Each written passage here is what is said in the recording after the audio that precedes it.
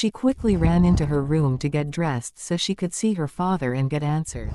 "Father," Ada called as she runs into her father's study. "Oh my jewel, how are you doing this morning?" "I am fine," she responded, "and I have so much to tell you."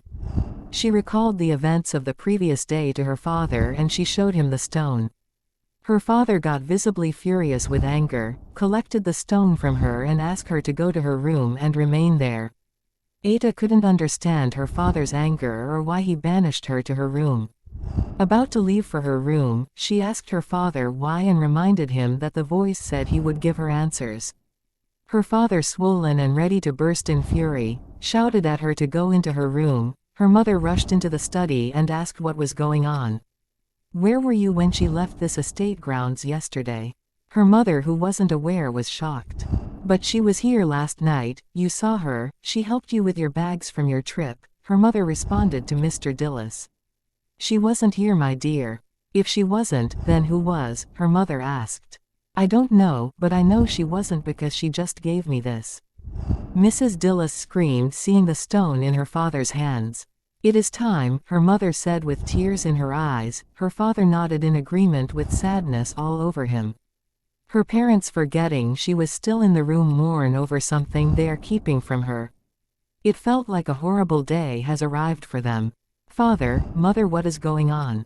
she pleaded. They both turned to her in surprise. "We should tell her," her mother said.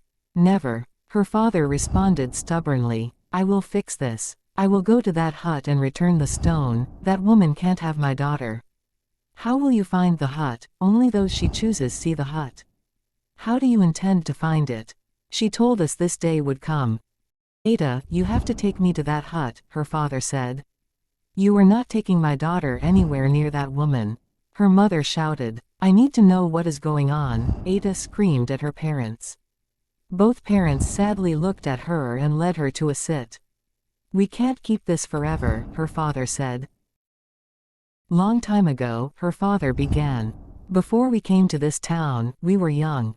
I was an apprentice and my parents were farmers. Your mother was the only daughter of our clan head, and she has been betrothed to the prince of our town. But the prince was an evil man after power. Our clan is known as the Green Stone Bearers, and your mother's family are the custodian of that stone.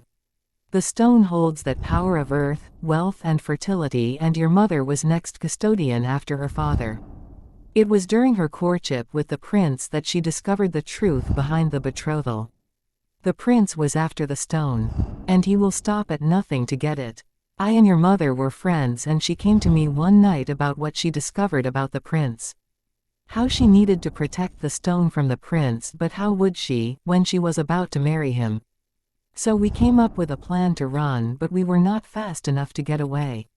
The prince, sensing your mother's withdrawal from the courtship, raided our village to steal the stone. He killed your mother's father, the custodian of the stone, and her entire family, but your mother was able to escape with the stone to my house. We left the village that horrible night with nothing but the stone.